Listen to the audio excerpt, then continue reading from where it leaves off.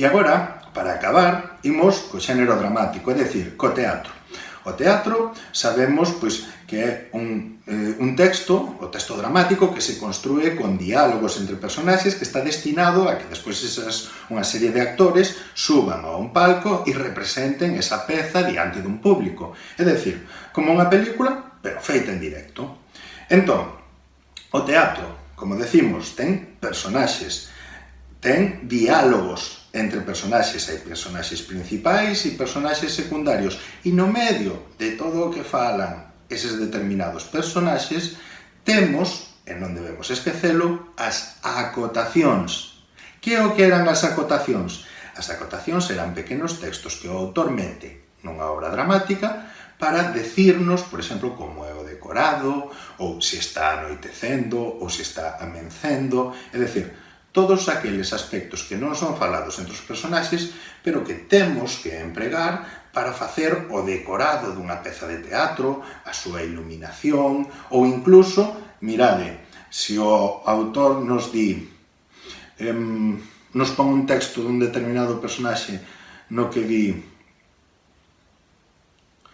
non me queres.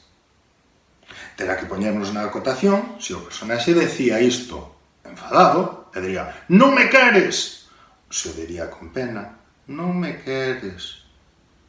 Se o di facendo unha pregunta, non me queres? E extrañado, porque a pregunta se marca co signo de interrogación. Entendedes? Entón, nas acotacións díxenos como falan os personaxes, a parte do día, por exemplo, na que estamos, se hai moita luz, se hai pouca luz, como é o decorado. É dicir, todo aquilo que, ademais do diálogo, nos axuda a que unha obra de teatro se poida representar con éxito diante dun público e respetando a idea que inicialmente concebiu o seu autor ou autora. Finalmente, o último que falamos nas aulas do xénero dramático é que había determinados tipos distintos de pezas de teatro.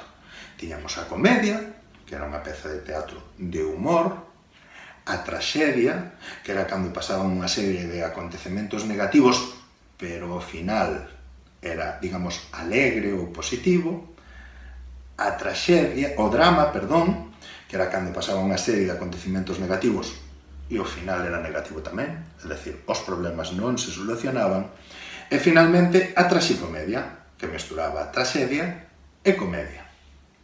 E nada, ata aquí. Vou vos deixar unha serie de exercicios na nosa plataforma online relacionados con isto que son moi sinxeliños para que os vayades facendo ao longo da semana.